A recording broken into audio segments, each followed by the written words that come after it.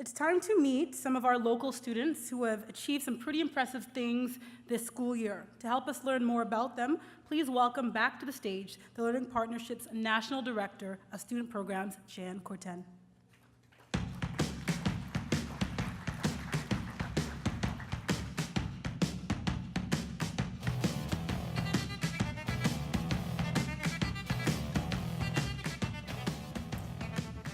Thanks so much, Perdita. And by the way, Perdita, I know you said that Mrs. Arthurs was cool.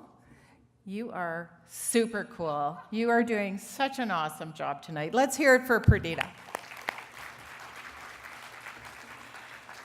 I feel like you're part of the family now. You know, COP, Tribute. We're going to keep this going. The next two students that I'd like you to meet are recent participants. Is this on? Yes? Our recent participants in our Global Solutions program. Now, this is a terrific program that brings the world into the classroom by introducing grade 11 and 12 students to a current global problem that hasn't yet been solved. Now, that's a little daunting, don't you think? We're asking them to solve a problem that hasn't yet been solved. We provide them the background, the tools, and guidance to propose solutions.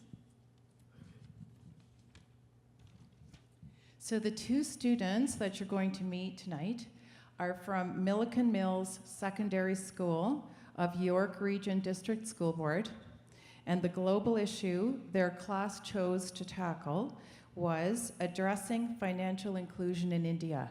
They have worked extremely hard on this, and they are going to be telling us about it. So ladies and gentlemen, a warm welcome for Sandy and Calvin. Come on up.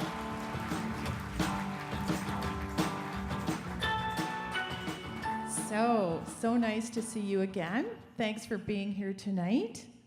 Sandy, what were your first steps in trying to understand the issues of financial inclusion? My first steps in trying to understand the issue of financial inclusion was to first define it. By defining it, I can get a basic understanding of what my issue actually is. And to further along this understanding, I did some general reading to get some more background knowledge on it. As a class, we then came together to map out the causes of this issue.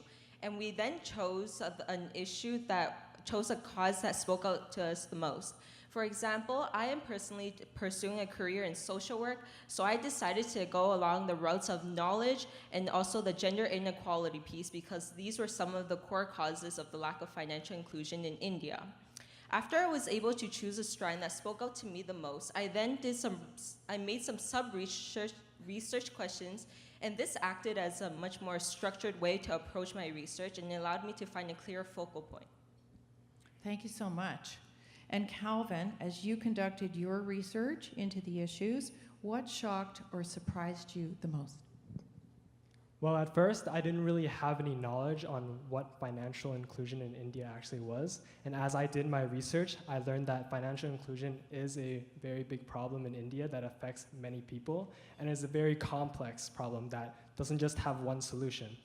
I've come to realize that this problem is very complex, and there's no clear solution to this problem.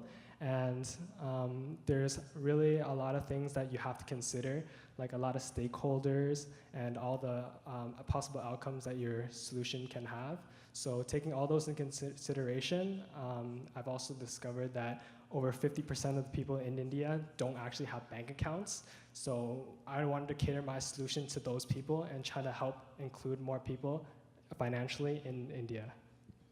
So it all sounds very complex, and I'm going to give each of you a chance to talk about your solution. So let's start with you, Sandy. Tell us a bit about your solution. So my solution focused on the lack of knowledge in the gender inequality piece.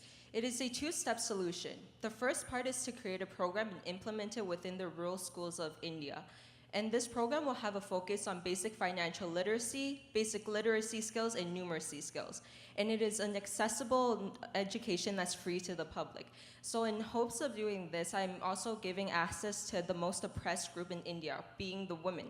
And by doing this, hopefully in the future, I can also abolish the gender inequality within their culture. The second part of my solution is to take the same program and implement it into trailer schools. By doing this, I can now make this education mobile and transport it to the different areas in rural India where the population there have difficulty accessing any existing rural institutions. Thank you. And Calvin, yours. And for my solution, I really wanted to bring access to banking in rural communities in India without a significant investment in infrastructure. So my idea was to create a financial group called the Ad Anmeet Financial Group, which translates from Punjabi into the Common People's Financial Group. This organization would be a non-profit company that would serve as an intermediary between the banks and the people to facilitate better relationships and also provide affordable and a wider range of financial services to all the people in India. I chose to implement this through postal offices in India because in India there are approximately 140,000 post offices, and I thought this would be a great place to offer all the financial services to the people in the rural communities. How ingenious are these solutions? Isn't the future in good hands? So I'm now going to ask you, how has working with Global Solutions changed your perspective on problem solving? Prior to working with Global Solutions, the way I approach a research question would be very open-ended and there wasn't a clear structure to it. I would still be able to define what my issue is to get that basic understanding, but once I get to the research portion, it was very open-ended. I would dive right in without any goals at all. I'll gather as much research as I can, and based on however amount of research I have for a particular area, that will then be my end goal. However, working with Global Solutions, I can now understand how important having a goal at the beginning of any project is. Because now I can let my goal at the beginning dictate what my research is, and then that will bring me to a better end result, rather than having my research dictate my end goal. Fabulous, thank you. And Calvin, what about you and problem solving? Well, working with Global Solutions, it was a really good opportunity for me because it really helped me become more of a critical thinker and helped develop a lot of my analytical skills.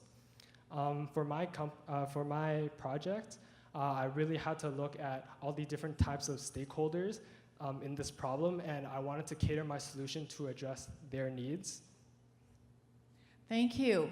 How about a round of applause for these amazing students? They really seized the opportunity and they learned so much. I also want to give a shout out to all the program managers who work with all of these programs and make sure they're implemented in a really profound way, and the teachers who work with the students daily and make sure that, again, there's a really strong impact. I really appreciate the participation of everyone on this. And thank you so much to these wonderful students who came up to the stage tonight to share with us. Thank you.